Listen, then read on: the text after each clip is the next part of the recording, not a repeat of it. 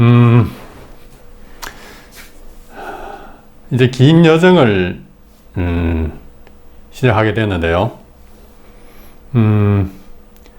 우리말이 어떤 소중한 정보를 담고 있는지 찾아가는 긴 이야기입니다. 그래서 먼저 일단 우리말 그 자체에 대한 뭐랄까 어떤 규명 아니면은 특수한 점을 확인하고 그러니까 다른 말로 하면 역사성이겠죠. 그 역사성을 좀 확인해야 우리말이 대단할 수밖에 없구나 이라는 명제를 이해할 수 있거든요. 근데 막상 저 강의 타이틀을 우리말의 기원이라고 해놓고 보니까 좀 그렇네요. 혹자는 이래 물을 수 있겠어요. 우리말의 기원, 듣기에 따라서는 멋있지만은, 과연 그것을 찾을 수 있나? 어디서 기원했는지. 어떻게 해서 지금 우리가 이 한국어라는 언어를 사용하게 됐는지, 그 뿌리를 찾을 수 있을까? 할 수 있는데, 아마 다른 언어라면은, 다른 민족들의 언어, 다른 나라의 언어라면은, 그런 회의론이 어느 정도 일리가 있는 것 같습니다. 그런데 운 좋게도, 물론 이 운이라는 게 우리 한국인들에게 운이겠지만, 이웃 나라 또는 이웃 민족들에게는 운이 아닐 수도 있겠죠. 이게, 운 좋게도, 우리말은 그 시작과 그 과정을 파악할 수 있습니다. 제가 이렇게 장담하는 이유는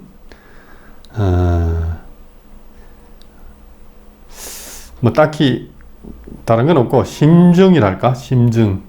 심증이고 사실 이런 역사적인 사건들이나 역사적인 어떤 확인 작업은 어쩔 수 없이 문헌, 즉 기록에 의존할 수밖에 없는데, 알다시피 기록이라는 게 참 특히 한국사의 경우에 참 보잘것없죠. 그 양에 있어서나 질에 있어서 그나마 최근에 기록이라 할 수 있는 조선왕조실록 같은 경우에도 제법 아주 양도 많고 자세하게 쓰여 있지만은 기껏해야 600년 전의 이야기부터 시작하기 때문에 그 이전의 이야기는 또 알 수도 없고요. 특히 우리말과 관련해서 그것보다 더 심각한 문제는 이제 뭐냐면은 신뢰성에 관한 문제거든요. 과연 믿을 수가 있나? 물론 믿을 수가 없지요. 믿는다는 것은 참 쉬운 일이기도 하지만은 아주 치명적일 수 있는 행위거든요. 아무거나 덥석 믿었다가 사기당하는 것이 종종 일어나지 않습니까? 특히 한국 사회는 한국 사람들이 너무 똑똑하다 보니까 어떤 정보나 거짓을 이용한 범죄가 많더라고요. 그래서 보통 회의론 속에서도 나름 학자들이 열심히 노력을 해온 것 같습니다. 정규 어떤 제도권 안에 있는 학자들도 그렇고, 또 저처럼 아마추어 학자들도 그렇고, 또 소위 말하는 제야 인사 이런 분들도 많은 연구를 했는데요. 저는 그런 방법은 그런 분들이 사용한 방법하고는 좀 차원적으로 좀 많이 다릅니다.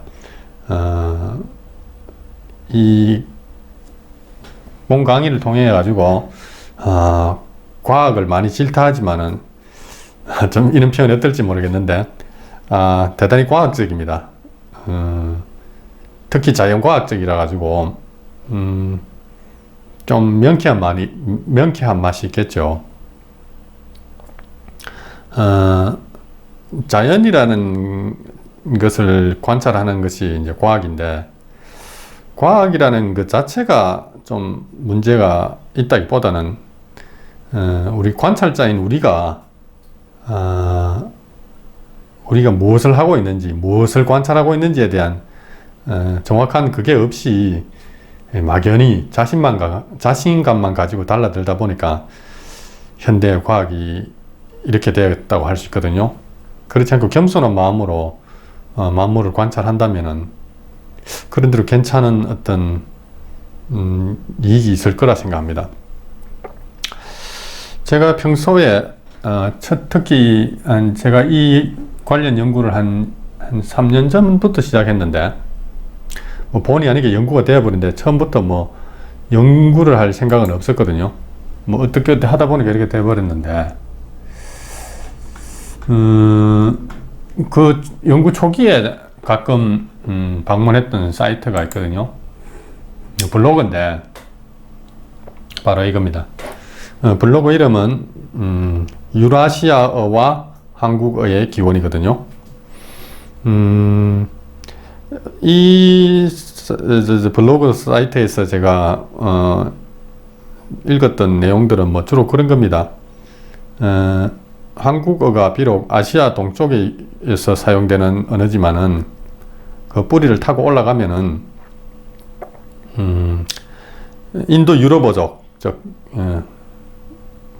그런 영어, 뭐 프랑스 이런 유럽 언어들까지도 한국이 그 기원이 되어준다, 뭐 이런 내용이거든요. 그리고 그 연구의 시작을 아프리카 인류가 그 아프리카에서 처음 시작했다고 과학자들은 말하지 않습니까? 물론 근거는 없지만은 사실 뭐 아프리카에서 시작했는지 북극에서 시작했는지는 아무도 모르죠. 그래서 아프리카에서 인류가 발생해서 한 뭐 200~300만 년 전이라고 더 올라가기도 하고 그러는데, 보통 뭐 그 동네는 그렇게 합니다. 몇백만 년 전에 아프리카에서 인류가 출발해서 세계 각지로 흩어졌다 이러는데, 그 와중에서 각 민족들의 언어도 생겨났다. 그렇지만은 아프리카 언어가 그 모든 언어의 이제 뿌리라 할 수 있는데, 근데 문제는 지금 아프리카에 사용되는 그 언어가 태고적 그 우리 그 인류가 처음 사용한 그 언어를 그대로 간직하고 있다는 보장은 없거든요. 그러다 보니까 이제 뭐 사실 뭐 언어가 얼마나 많았겠습니까? 그런데 문자가 있어서 기록으로 남겨 놓을 수 있는 언어만 사실 우리가 지금 연구의 소재로 삼을 수 있거든요. 그나마 또 뭐 읽을 줄 알아야 되고 이해도 해야 되지만 어쨌든 그렇습니다. 그런 와중에 보면은 산스크리트가 아주 중요한 언어로 대두되는 걸 봅니다. 산스크리트어는 유럽인들에 의해서 많이 연구됐거든요. 뭐 급진적인 학자들은 산스크리트어가 유럽어족, 인도 유럽어족의 그 기원이 된다, 이렇게 주장하는 학자도 있고요. 사실 산스크리트어는 일상어는 아니거든요. 옛날 베다, 힌두교, 자이나교, 뭐 불교 이런 종교 경전을 기록하는 언어였어요. 뭐 기도문이라든지 그런 거 있지 않습니까? 그렇기 때문에 저게 이제 일상생활에서 일상어로 쓰인 적은 뭐 거의 없다고 할 수 있는데, 어떻게 하다 보니까 그게 이제 인도 유럽어족에게 큰 영향을 미쳤다 그래요. 그러다 보니까 우리말의 뿌리를 찾는 사람들, 또는 언어 그 자체의 기원을 찾는 사람들에게는 저 산스크리트가 아주 중요한 언어로 대두되고 있습니다. 실제로 인터넷상에 돌아다녀 보면은 많은 학자들이 산스크리트에 주목하기도 하고 그러거든요. 심지어는 우리말이 산스크리트와 뿌리를 같이 한다, 뭐 그런 거든요. 근데 저는 그렇게 보지 않거든요. 산스크리트는 산스크리트지만은 사실 뭐 굳이 전후 관계를 따지자면은 우리말이 뭐 더 상위에 있다 할 수 있거든요. 우리말이 왜 상위에 있느냐 하면은 그것도 긴 이야기가 되겠지만 결국 다 그것도 이야기가 나올 겁니다. 그러다 보니까 좀 우리말이 좀 특이한 면이 있나 봐요. 그래서 유라시아의 여러 언어들의 기원이 되어준다. 뭐 이런 말도 나오고, 그 산스크리트어도 우리말과 문법적으로 많이 닮았거든요. 또 비슷한 어휘도 제법 있고. 뭐 어쨌거나 그래도 이런 식의 언어 연구가 뭐 대부분이죠. 뭐 그럴 수밖에 없고요. 그 기저에 흐르는 그 근본 전제라 그러나 학문적 자세, 그 전제는 결국은 이제 진화론이죠. 아프리카에서 인류가 나오고 언어도 진화하고, 아프리카에서 사용하던 그 말들이 진화하고 또 다시 뭐 돌연변이적으로 발생하는 경우도 있고 해가지고 우리말도 나오고 세계 언어도 나온다 이래야 되는데, 한 가지 놓치고 있는 점이 뭐냐면요. 대부분의 언어 연구가 그런데, 언어는 진화하지 않습니다. 생물학적으로도 진화는 하지 않죠. 진화하면 얼마나 좋겠습니까? 진화란 말 그대로 앞으로 나아간다는 뜻이거든요. 근데 실제로 관찰해 보면 언어는 주로 진화가 아니고 퇴화를 할 수 있거든요. 우리말 같은 경우에도 15세기 세종 당시에 우리말 기록들을 보면요. 아주 완성도가 높은 언어로 비춰집니다. 이렇게 뭐라 그럴까, 완벽하게 뭔가 이렇게 딱 갖추어진 언어, 구도가 딱 정해져 있는 그런 언어인데, 지금 현대어에 와서는 많이 헝클어졌죠. 많이 헝클어졌다는 것은 뭐냐면은 그 무질서가 증가했다는 뜻인데, 그 우리 연력학 법칙 중에 하나 그런 게 있지 않습니까? 제2법칙 중에 엔트로피 법칙이라고, 엔트로피는 늘 증가하는 경향이 있다. 즉 뭐 무질서가 증가한다 그러죠. 나중에 엔트로피 법칙하고 우리말하고 어떤 관계가 있는가 또 밝히겠지만은 그렇습니다. 언어는 사용하면 사용할수록 그 무질서가 증가합니다. 즉 원래 원형에서 좀 이탈한다 그러죠. 특히 구어의 경우는 더 그렇습니다. 그래서 우리 언어는 진화론적으로 보면은 맞지 않아요. 생물학적으로도 우리 인류도 다른 생물들도 그렇고 진화를 뭐 한다 안 한다를 떠나서 진화가 아니라 퇴화죠. 우리가 복사기로 어떤 서류를 복사를 해보면 그렇지 않습니까? 아무리 성능 좋은 복사기라도 첫 번째 복사한 것을 또 복사하고 또 복사하고 또 두 번째, 세 번째 계속 복사했던 걸 또 복사하고 복사했던 걸 또 복사하면 어떻게 됩니까? 나중에 결국은. 아무래도 원본보다 못하죠. 자꾸 복사하다 보면은. 우리가 세대를 거듭한다는 말은 이 DNA를 계속 복사한다는 거거든요. 복사 하다 보면은 질이 떨어지게 되어 있어요. 그런 상황에서 보면은 우리는 우리 선조들보다 좀 못합니다. 정신적으로나 육체적으로나. 요즘 현대의학이 발달해가지고 뭐 수명이 한 몇십 년 늘어났다고 하지만은 그걸 가지고 뭐 발전이라 할 수 있겠어요. 실제로 보면은 뭐 우리 선조들 뭐 가깝게는 수백 년, 멀리는 수천 년까지 올라가 보면은 훨씬 그분들이 건강하고 튼튼하고 그래서요. 우리는 뭐 지금은 이게 뭐 꼬라지가 말이 아니죠. 실제 성경에 보면은 900살씩 막 살고 그러지 않습니까? 그걸 믿을 수 있냐? 가지면은 뭘 믿을 수 있겠어요? 그러면은 우리 조선 왕조 실록도 지금 못 믿는데, 조선 왕조 실록 같은 경우에도 일본에서 돌아온 지 얼마 되지 않았습니다. 그 원본이라 해봐야 딱 하나밖에 없고, 일본에 갔다 왔는데 그 친구들이 가만히 뒀겠어요? 다 호작질하고 손 다 탔겠죠. 어쨌든 간에 연력학 제2법칙, 엔트로피 법칙이라는 게 그런 겁니다. 언어는 진화하는 것이 아니라 퇴화하고, 생물학적으로 우리 몸도 세대를 거듭할수록 못해져요. 그렇습니다. 어떤 특수한 어떤 보정작용, 어떤 다시 그 무질서를 갖다가 바로잡는 그런 인위적인 의도적인 노력이 없으면은 언어든 뭐든 다 이렇게 태화하게 되어 있습니다.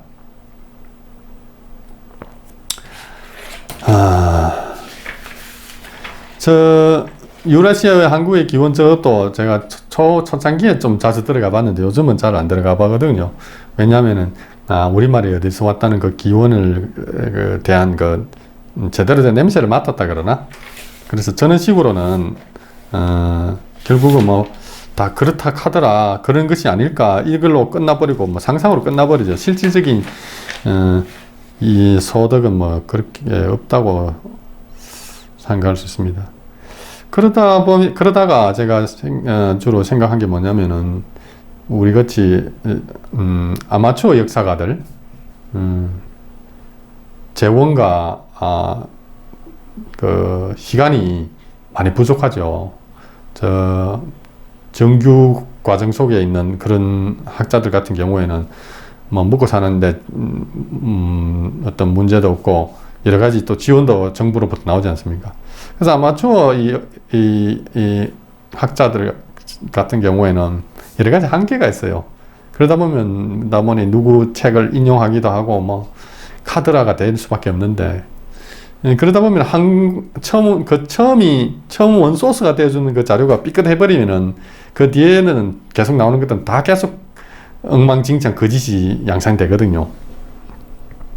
그래서 제가 생각한 게 뭐냐면은 아주 우연찮게 이 책을 만났는데, 이 책이 뭐냐면은 이 건사록이라는 책인데요. 이 책은 송나라 때 성리학의 창시자를 할 수 있는 주의가 쓴 책입니다. 저걸 갖다가 끈사록 이렇게 읽으면 안 돼요. 저게 끈이 아니고 근입니다. 왜냐하면 저게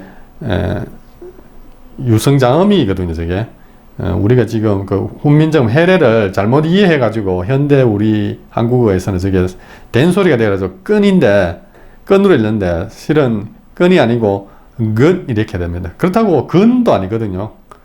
그냥 한 개짜리 기억 근하고도 다른데 근 이렇게 되겠죠. 근서록 이렇게 되는데 무슨 뜻이냐면 저게 가까운 것을 생각하자, 또는 가까운 것을 생각하고 그것을 기록했다는 책이거든요. 저게 솔직히 저도 저 책을 읽어보지 않았는데 제가 저 책의 제목을 언급하는 것은 제목이 참 마음에 들어서 그렇거든요.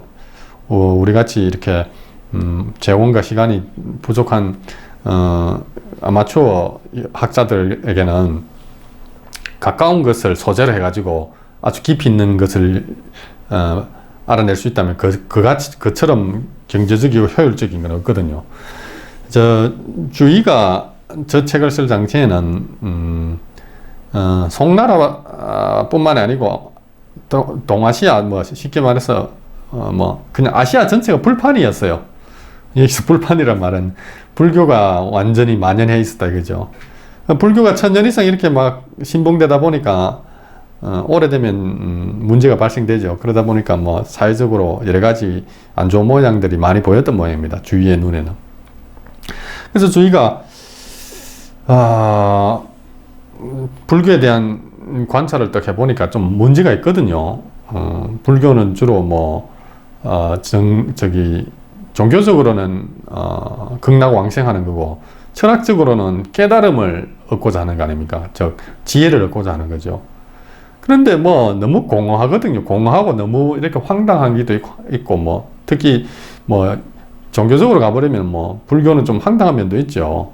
윤회를 한다는 어쩌고 저쩌고 이렇게 돼가지고 하여튼 주위의 누인에는 좀 거슬렸나 봅니다.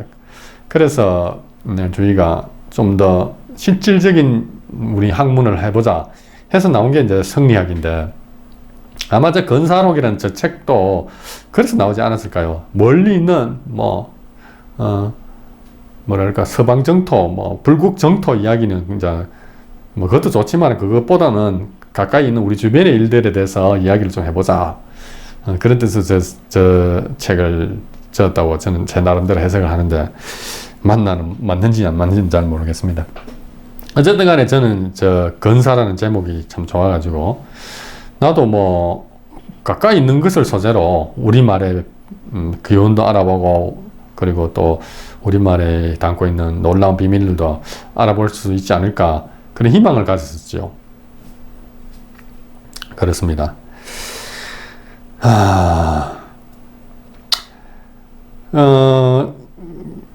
건사로 치자면야 우리말이 제일 가까운 거겠죠. 우리말 그 자체가 뭐 가까운 걸로는 일본어도 있고 중국어도 있겠지만은 우리말은 특히 가만히 결과적으로 말씀드리면은 어디서 유래한 언어가 아닙니다. 저게 참 특이하죠. 보통은 다른 언어들의 영향을 받아서 이렇게 탄생을 하거든요. 누구는 뭐 우리말의 70%가 한자어가 아니냐, 어떻게 우리말이 다른 언어에 전혀 영향을 받지 않고 탄생한 언어로 할 수 있느냐 이렇게 할 수 있겠지만은 한자가 어땠어요? 한자도 우리말입니다. 순우리말입니다. 순우리말. 물론 민주주의 같은 경우에는 일본 사람들이 만든 단어이긴 하지만은 그래도 한자 아닙니까? 민주 한자죠. 주의 한자 아닙니까?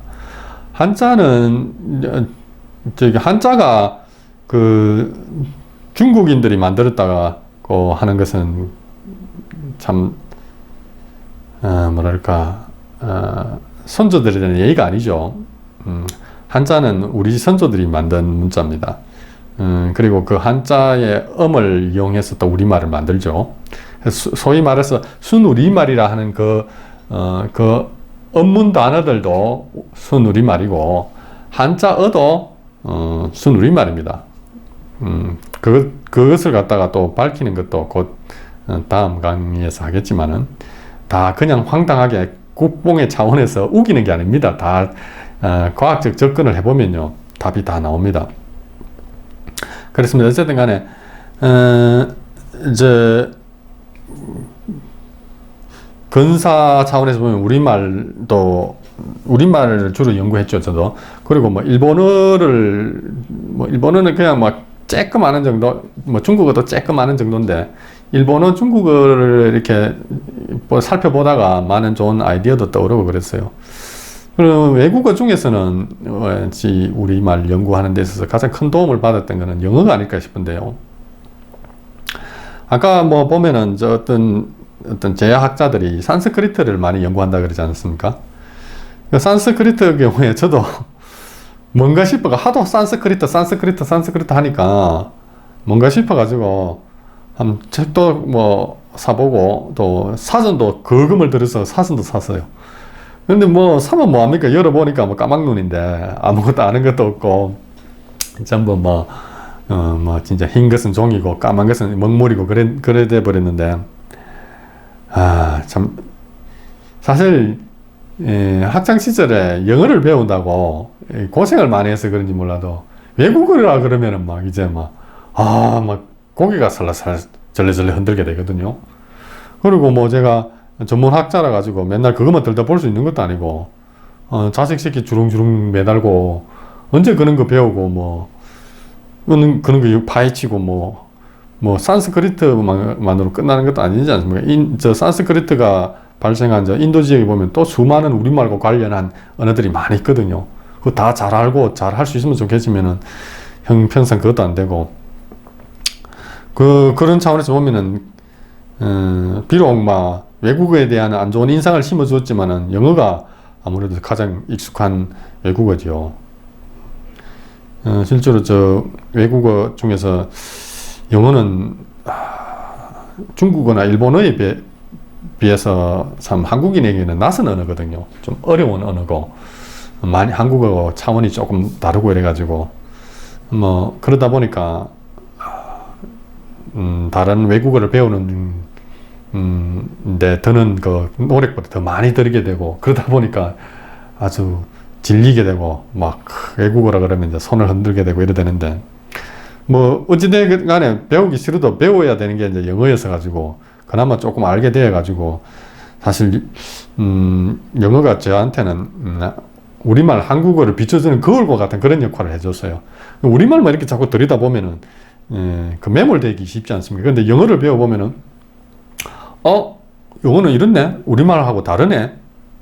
당연하게 생각했던 우리말에 대한 것들을 좀 다시 생각해보게 해주고 그런 아주 순환적인 어떤 역할, 작용을 해줬어요. 뭐 그것도 다 영어를 제대로 배운 건 사실 벌써 25년, 6년, 7년, 8년 전에 그때 대학교 다닐 적에 그때 배운 영어 실력이 지금 실력인 것 같아요. 그 중에도 그때에 비해서 늘었는지 줄었는지 잘 모르겠지만은 그냥 잘해야 현상 유지했다 할 수 있는데 영어 쓸 일이 없는 환경에 사는 저로서는 기껏해야 영어로 된 책 읽는 정도여 가지고 그때 영어를 지금 영어 지금 영어 그때 영어가 아닐까 이런 생각하고 있습니다. 그런데 이 영어를 영어가 가지고 있는 자체 정보가 그렇게 아주 소중하고 그런지는 않았거든요. 영어를 공부하는 그 과정에서 어떻게 영감을 제공해 준다 그러나 그 중에 하나가 뭐냐면은 제가 사용한 사전인데요. 저는 웹스터 사전을 주로 봤는데 이제 영어를 배우는 한국인들은 사실 썩 좋아하고 즐겨보는 사전 아닌데 저 영어 사전을 제가 구입하고 또 가지고 이렇게 영어를 익히게 된 데는 나름대로 또 이렇게 그 이야기가 있어요. 본의 아니게 지금 우리말의 기원을 찾다가 영어 이야기를 좀 많이 할 수 없게 되어 버렸는데 영어 이야기를 조금 하면요. 요즘 인터넷 광고에 보니까 영어를 배우셔야 하는 광고들이 많이 나오는데 그 중에 하나에 아주 재밌는 게 있었어요. 미국 친구인데 미국에서 온 테일러라는 친구가 영어를 배우라 자기한테 또는 자기 학원에서 영어를 배우라는 광고를 하는 걸 제가 봤거든요. 보면은 하면서 이런 걸 또 하더라고요. 자, 여러분 이것을 영어로 어떻게 말할까요? 하면서 한 예문을 하나 제시해줘요. 그러면서 보통 이걸 이렇게 바꾸지요. 그런데 사실은 우리 지금 좀 영어답지 못한 표현이다 이렇게 하거든요. 좀 한국어 냄새가 나는 영어다 이거죠. 그러면서 사실은 우리 미국인들은 이런 식으로 말을 합니다. 이렇게 하면서 쉽게 말해서 영어 배우는 사람들의 길을 좀 죽이고 더 좋은 길을 보여줄 테니까 우리한테 와서 영어 배우세요 이렇게 꼬시는 거죠. 근데 그게 대부분 다 사기입니다. 그때 테일러가 물어본 그 말이 뭐냐면 이거거든요. 뭐라냐면은 이거였어요.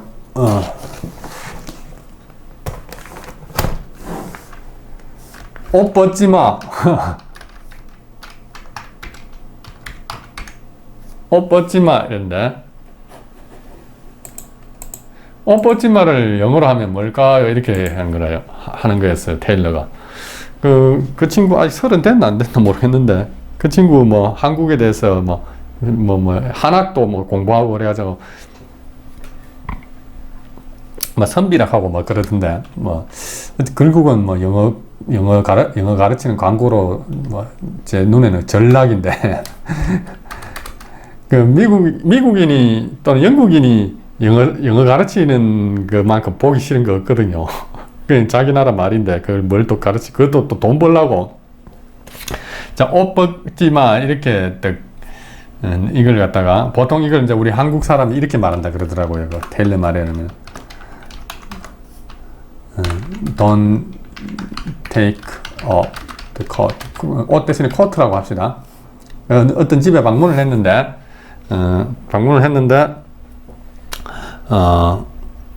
이제 실내가 추우니까 옷을 벗을 필요 없다 이런 뜻으로 이제 옷 벗지 말을 영어로 하고 싶어서 이제 하게 될 경우에 보통 한국 사람은 저렇게 한다 그러더라고. Don't take off the coat. 그렇죠. 옷 벗지 마 그러지. 그러면서 지들 미국 애들은 저렇게 하면 알아는 먹겠지만은 좀 영어답지 않은 좀 조금 그런 영어라 뭐 그러는데 이렇게 한다 그러더라고요. 나도 옷 벗지 마 이러길래 나도 속으로 하나 해봤어요. 장문을 Don't take off the coat. 하니까 걔가 이렇게 말하더라고요. Keep the coat. 이렇게 말하는 거예요. 그 속으로 이것 봐라 이거 가지고 노네 이거. 자 그런데 뭐냐면은요. 이걸 만약 보통 이런 식으로 하면은 영어 배우는 학생들이 저 두 번째 걸 못 떠올리니까 난 내 영어는 아직 멀었구나. 진짜 영어 잘하는 사람한테 또는 원어민한테 다시 배워야 되는구나 이렇게 생각하는 거예요. 근데 그게 사기죠. 사실은 질문을 잘못했죠. 만약에 우리가 어떤 집에 들어갔는데 겨울에 코트를 입고 들어갔는데 실내가 그렇게 춥지 않아 가지고 주인이 손님한테 코트 벗지 마세요 이렇게 말을 안 하잖아요. 솔직히 어떻게 말합니까? 그냥 입고 계세요. 실내가 그렇게 따뜻하지 않으니 그냥 입고 계세요. 입고 계세요 이렇게 하잖아요. 이렇게 말하겠죠. 코트 입고 계세요. 그냥 입고 계세요.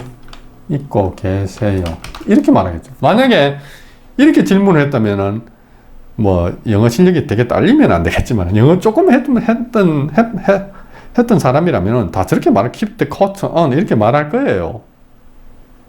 그렇지 않습니까? 왜 저렇게 물을 먹일까요? 자라나는 새싹들이 낙심학으로. 그래야 자기한테 와서 배우거든요. 전부 이런 식이에요. 또 어떤 인터넷에서 이제 우리말을 잘하는 그 영어 선생님인데 그 친구가 또 동영상을 찍어서 영어를 가르치는 것 중에 이런 게 하나 있더라고요. 우리가 맛있다 할 때 It's delicious 이라는데 그거 콩글리시라 그래요. 미국 사람들은 delicious라는 말을 잘 안 쓴대요. 언제 쓰냐면 진짜 맛있어 가지고 둘이 먹다 하나 죽을 정도로 막 까무러칠 정도로 그쯤 돼야 delicious를 쓴다 그러면서 그럼 그 맛있다 어떻게 말하냐면 it tastes good 이렇게 한다 그러더라고요. it tastes good. 뭐 되게 맛있으면 tastes amazing, tastes fantastic 이렇게 말한다는데 근데 이제 그게 그 맛있다를 영어로 어떻게 말하느냐 그게 중요한 게 아니고 소위 말해서 영어 잘하는 친구들 한국인이든 또는 영어 원어민이든 주로 이런 식으로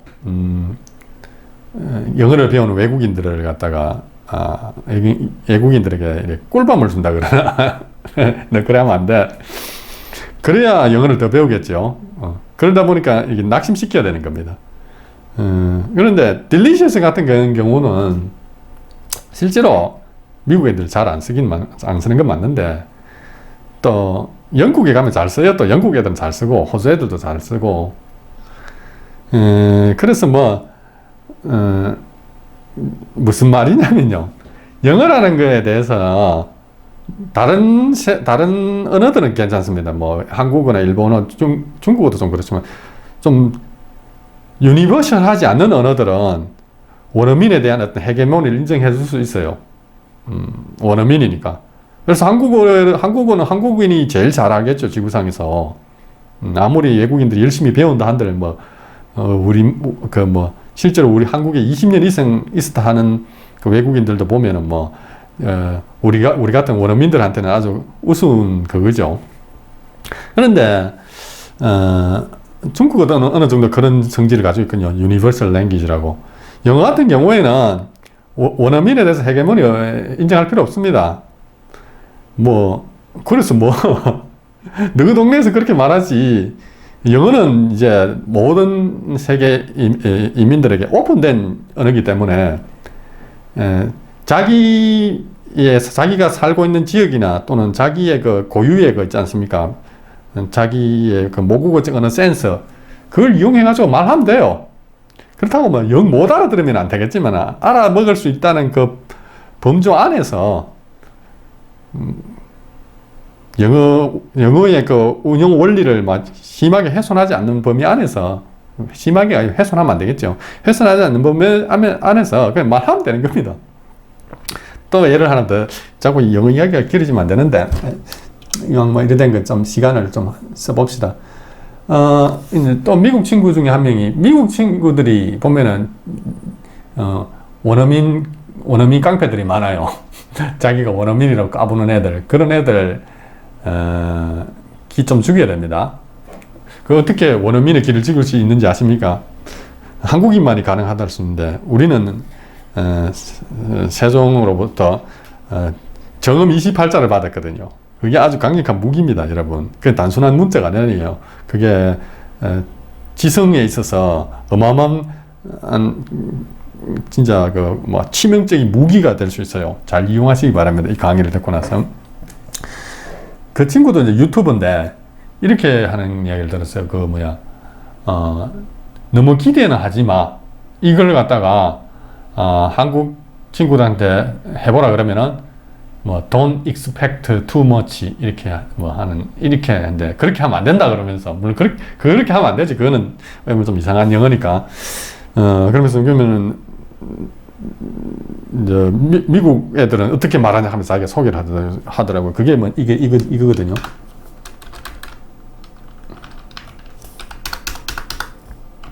이게 맞나 모르겠네. 나도 들은지 오래서 까먹었다.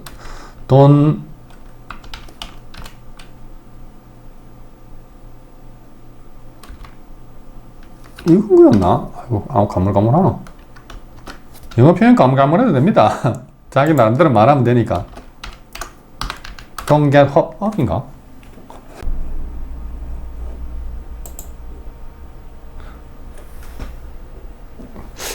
Don't get hop up? 아이고, 까먹어버렸네. 뭐, 나중에 찾아보세요. 그러니까 그 밑에서 댓글이 있는 걸 달린 걸 내가 봤거든요. 우리 동네에서는 Don't get overexcited. Don't get overexcited about it. 이렇게 말한다 그래요. 그런 겁니다. 답이 없어요. 자기의 마음을 담을 수만 있으면 되거든요. 그렇습니다. 실제로 저도 그런 경험을 한번 해본 적이 있어요. 호주 친구한테 그 영어를 할 일이 있어가지고, 우리는 아무래도 한국 사람들은 미국 영어에 좀 노출이 많이 돼 있기 때문에 안 그렇겠습니까? 그래서 저도 가끔 미국 이디엄을 쓰는데, 너희 집에 누가 돈 벌어오노? 누가 살림을 사는데, 경제원이 누구냐? 이제 이 말을 이제,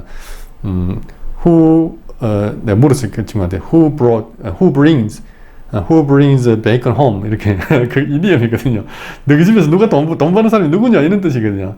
Who brings bacon home in your family? 뭐 이렇게 묻는데, 물으니까, 그 어제 친구가 저한테 그래요. 알고 그래서 입을 건지 모르겠는데, 그게 무슨 뜻이냐 이래요.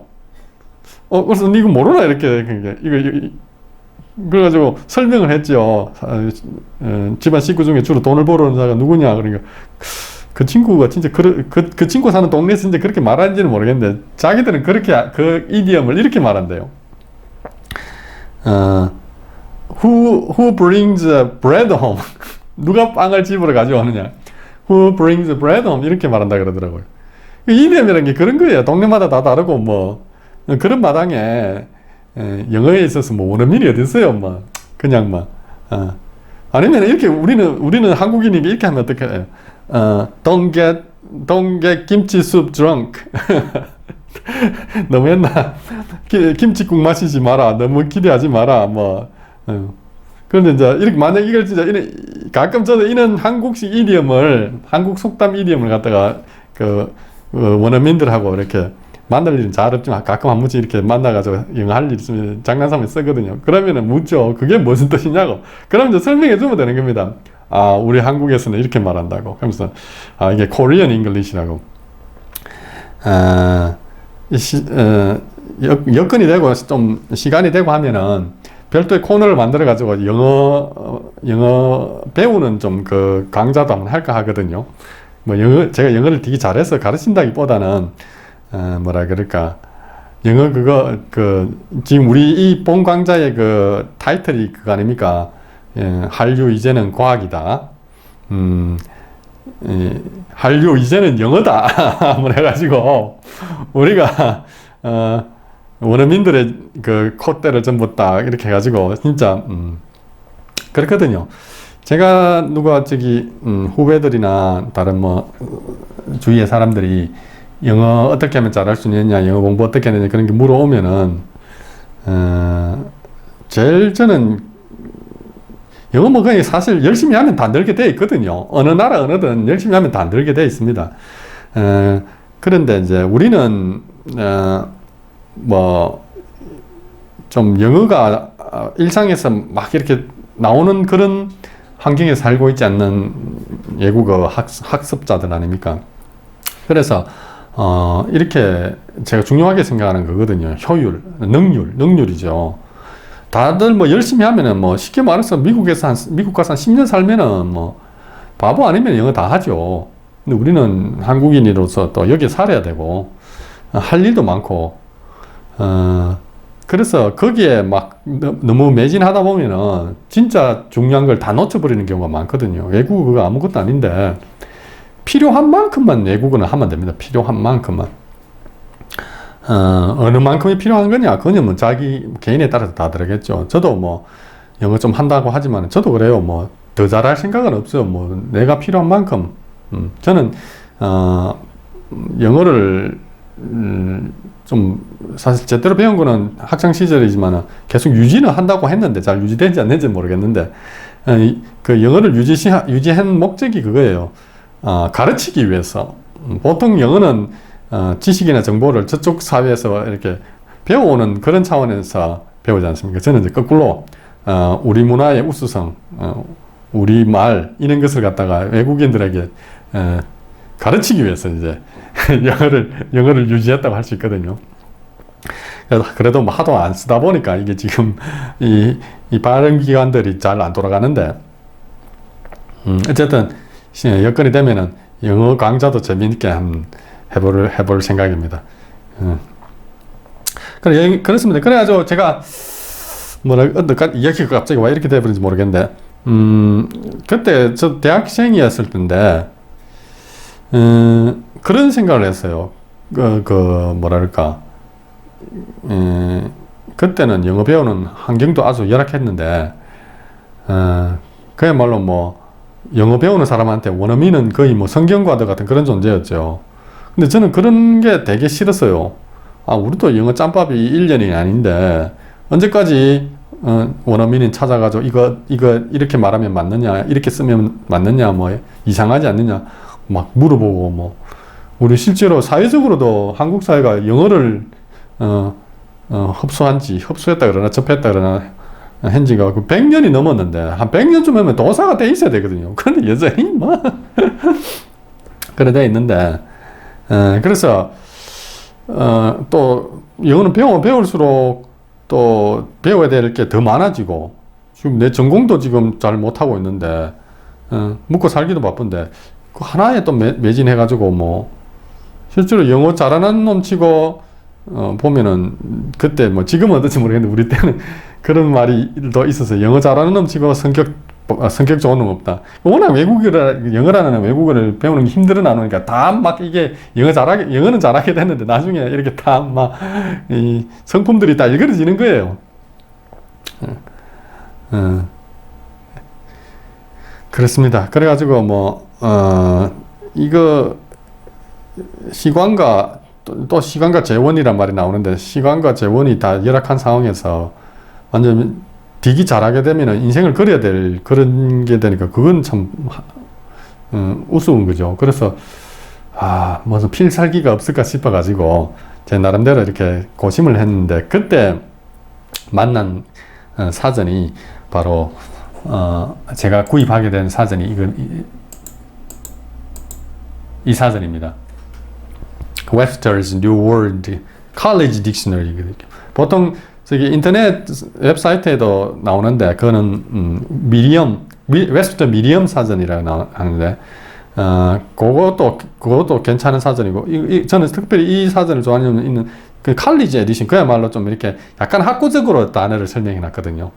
약간 그런 좀 학구적인 맛이 좋아가지고 제가 이걸 쓰는데, 요새 저는 종이 사전 보는 사람 없죠. 저도 뭐 저거 하나 사니까 그걸 주더라고요. CD를 줘가지고 저도 바탕화면에 CD를 깔아놨어요. 저걸 CD를 더 깔아놔놓고 이 언어에 대해서 아주 그러니까 근본적으로 궁금할 적에는 한 번씩 찾아보고 그러거든요. 저 사전이 뭐냐면은 우리 시중에 영영사전 많이 나와 있지 않습니까? 시중에 나와 있는 그 영영사전을 보면은 대부분 그거죠. 뭐 예를 들면 혼비, 롱맨, 뭐 옥스포드 해가지고 이렇게 영영사들이 많은데 하나같이 결국은 그거는 영어를 배우는 외국인, 비원어민 외국인이 영어를 배우기 위해서 뭐랄까 사용하는 사전, 그것을 목적으로 해가지고 발간한 사전들이죠. 그래서 그런 사전들이 장점이 뭐냐면은 예문이 많다는 거. 그거는 참 좋아요. 그런 보통 우리 시중에 나와 있는 영영사전은 예문은 참 많은데 단점이 뭐냐면은 그 단점이 이제 이 웹스터 사전의 장점이기도 한데 단어에 대한 아주 정확하고 어떻게 감칠맛 난다 그러나 딱 이렇게 잡히는 듯한 이런 정의를 못 내려줘요. 딱 이렇게 멋지게 이렇게 한 문장으로 이 단어는 무엇이라고 탁 해주는 거, 탁 잡게 해주는 그게 아주 부족해요.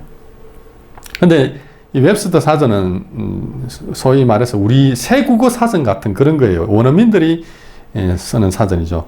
뭐 연설문을 작성하는 사람들 있지 않습니까?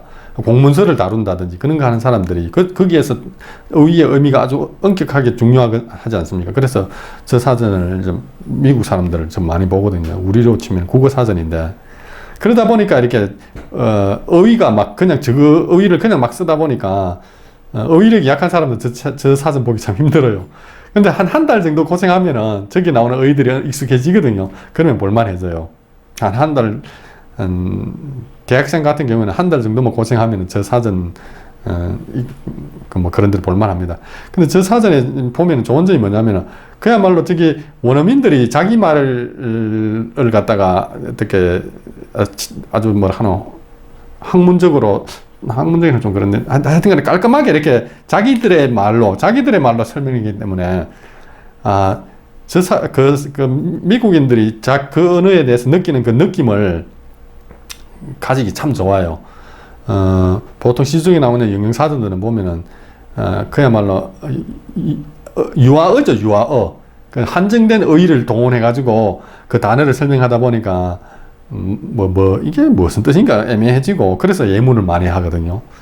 영어 실력이 좀 딸리는 사람들한테는 그게 맞겠죠. 근데 좀 이화하는 영어 좀 잘해가지고 필살기를 날려가지고 원어민들이 뭐 까불지 못하고 하고 싶다면 이런 걸 한번 볼 필요는 있어요. 같은 시간들에서 영어 공부하고서 뭐 맨날 원어민들한테 이게 맞나 묻는 것도 참 그것도 그렇지 않습니까?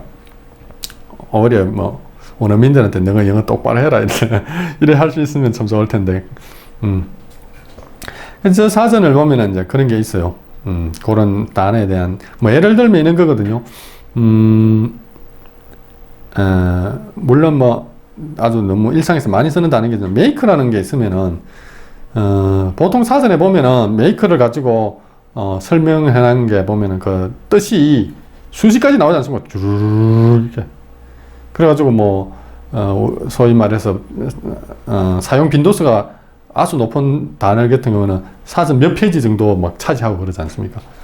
근데 그런 것 중에 이제 메이크도 거기에 속하거든요. 그 메이크 같은 경우도 사전 1번 2번 3번 해가 한 50분까지 갈 겁니다.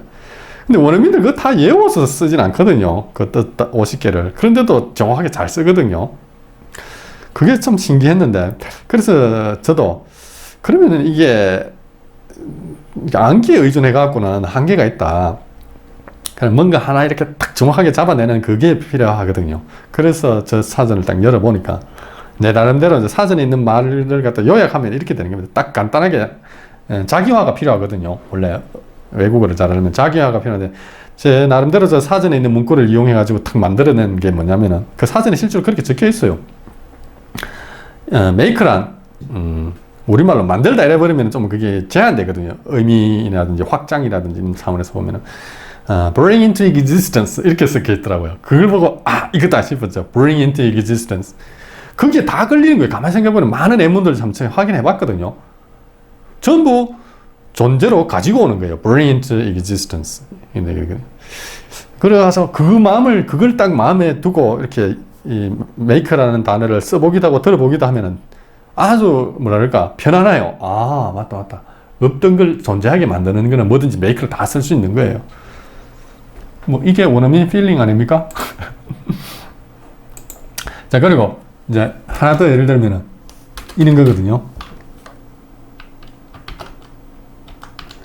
자, use 사용하다. 근데 한 번씩 use라는 걸 가지고 이렇게 만든 문장들이나 들어보면은 우리말 사용하다로는 참 부정할 때가 많아요. 저걸 이제 저 웹스터 사전에는 이렇게 나왔더라고요. 아까 bring into existence가 make 아니겠습니까? bring into action or service. 아주 명쾌하죠. 제가 이 뜻을 딱 봤을 적에 아주 명쾌합니다. 이걸 마음에 딱 두고 있으면 use에 대해서 사용한다. 문장을 만들고 내가 말하는데 되게 자유로워져요. 그렇죠? 저걸 읽어보면, 그러네. bring into action, service. 근데 저걸 실제로 말을 해보라 그러면 쉽지 않거든요.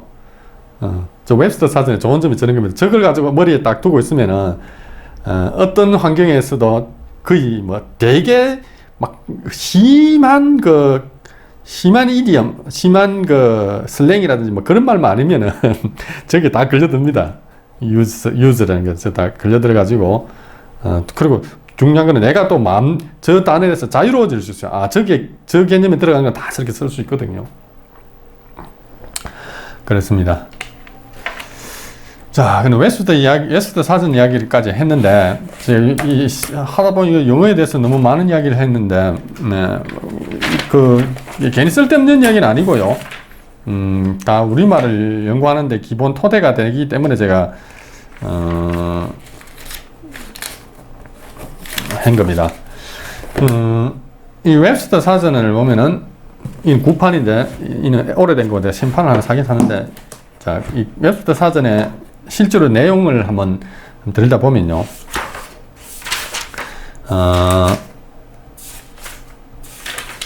여기 보면은 첫 페이지라 그러나 처음에 Guide to the Dictionary 이제 사전을 처음 보는 사람들에게 가이드가 돼주는 어떤 여기 보면 여러 가지 기호들이 많이 등장하거든요. 문법 기호라든지 그런 것을 갖다가 이렇게 쭉 이렇게 설명을 해놨어요. 이렇게 약자 SYN 시나님 해가지고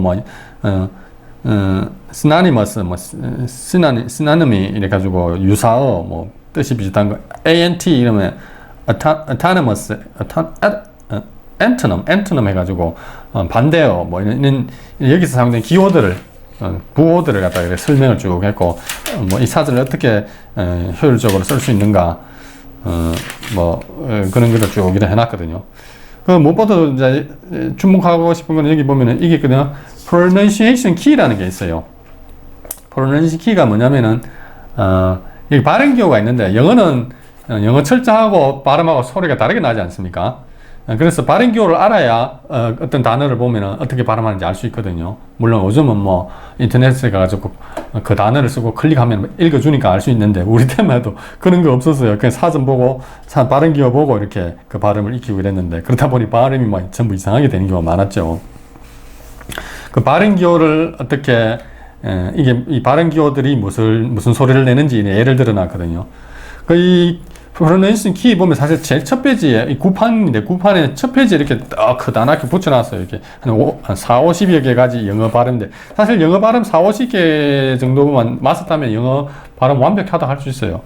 누구는 우리가 영어를 갖다가 원어민처럼 완벽한 원어민 발음을 못한다 이러는데 그거는 정음을 가지고 있는 민족이 할 말은 아니죠. 우리는 훈민정음이기 때문에 훈민정음에서 우리가 이렇게 뭐랄까 트레이닝이 되어 있기 때문에 조금만 집중하면은 어느 나라 외국어든 간에 원어민보다 더 정확한 발음을 할 수 있어요.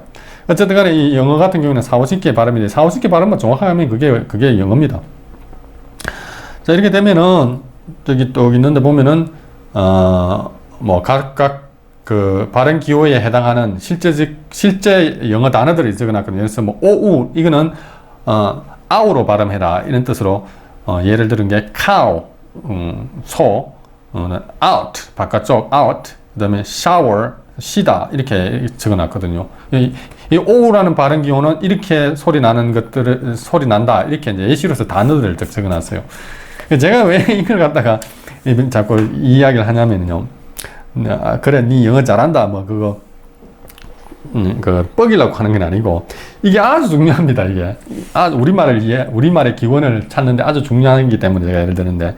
자, 여기 보면은, pronunciation 키에 예를 들어난 게, at, cat, parrot, ape, play, sail, cot, father, heart, ten, wealth, where, marry, 이 전부 영어 단어들이거든요. 뭐 자음 같은 경우에는 이제 F 발음 나는 거, for, phone, cough. phone 같은 경우에는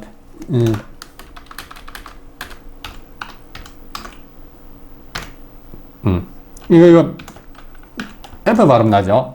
PH 저게 F 발음 나지 않습니까? 그래서 phone 이렇게 가르쳐 줘놨어요. F 발음이 나는 예를 들어난 게 phone이거든요. 그래서 저 F는 이 사전 안에서 전화, 폰 할 적에 그 첫 번째 음절 소리다를 갖다가 이렇게 나타낸 거거든요. 이렇게. 이게 프로넌시에이션 키에서 예시로 이렇게 보여줬어요. 그런 겁니다.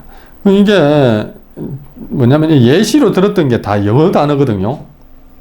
당연하죠. 영영사전인데. 영영사전인데 프랑스어를 예시로 들지 않겠죠. 영영사전이면은 그리고 또 영영사전에 그리스 로마어를 또 예를 들지 않고 그리고 여기 아까 가이드 투 더 딕셔너리 즉 이 책을 이 사전을 어떻게 사용해야 될지 뭐 기호에 대한 거 뭐 학술적인 거 뭐 모든 거에 대해서 이렇게 설명해 놨지 않습니까? 이 책을 어떻게 사용할 것이냐는 매뉴얼이 날 수 있는데 이 책을 사용하는 방법을 기록해 놓았는데 앞부분에 붙여 놓았죠. 근데 이 언어가 영어라는 겁니다. 생뚱맞은 소리가 났다고요? 생뚱맞은 게 절대 아닙니다. 이 웹스터 사전은 영영사전인데요. 이 웹스터 사전을 효율적으로 사용하기 위해서 여러 가지 설명과 발음 기호에 대한 예시를 보여놨는데 그게 온전히 전부 영어라는 겁니다. 무슨 말인지 알겠어요? 이 사실을 아주 명심해야 됩니다. 제가 무슨 말을 하려고 하냐면요. 이거예요, 바로. 자, 우리 언어에 대해서 이제부터 본격적으로 한번 생각을 해봅시다. 우리 언어에 대해서. 우리 언어를 보면은, 우리 언어를 기록하기 시작한 것은 훈민정음 창제 이후죠. 그래서 훈민정음, 창제 이전에는 우리말의 형태가 어땠는지 정확히는 모릅니다. 그래서, 훈민정음이 어떻게 만들어지고 뭐 누가 만들고 역사적인 사실들이 중요한데 근데 막상 우리가 훈민정음을 만들고 그 만드는 일에 관여하고 뭐 정리하고 뭐 하는 일에 그에 또 관련했던 사람들의 말은 직접 들어보지 않았거든요. 그래서 그 사람들의 말을 좀 직접 들어볼 필요가 있어요. 예를 들면 우리는 훈민정음 예의는 아주 익숙해 있죠. 나라 말씀이 중국의 나라, 이걸 훈민정음 예의라 그러는데, 그 서문이라는 뜻이죠.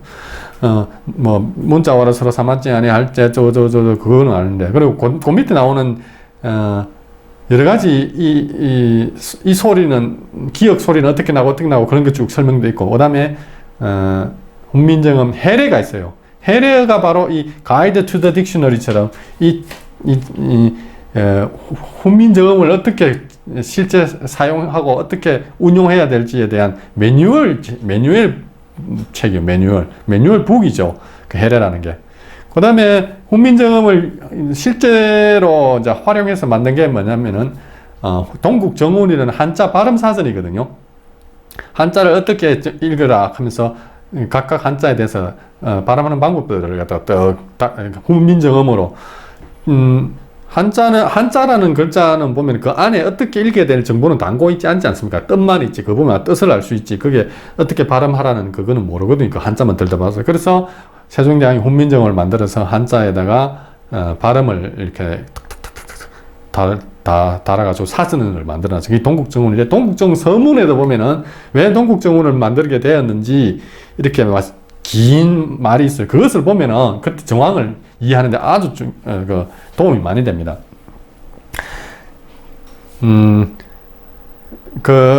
실제적으로 우리 맨날 뭐 그렇다만 했지 학사들의 말을 너무 덥석 이렇게 믿은 게 있는데 그런 게 참 위험해요. 그래서 실제 우리 눈으로 확인을 해 봅시다. 물론 기록이라는 게 오염되고 인위적으로 변경해가지고 우리가 속을 위험은 있지만은 우리는 또 한 수 더 떠가지고 이렇게 상상력이나 유추 능력을 발휘하면은 설사 그런 뭐랄까 손을 타더라도 의외에 또 어떤 얻는 게 있어요. 그 손을 조작을 한 사람들이 놓쳐버린 그런 것도 있고. 한번 볼까요? 자, 제가 처음으로 보여주고 싶은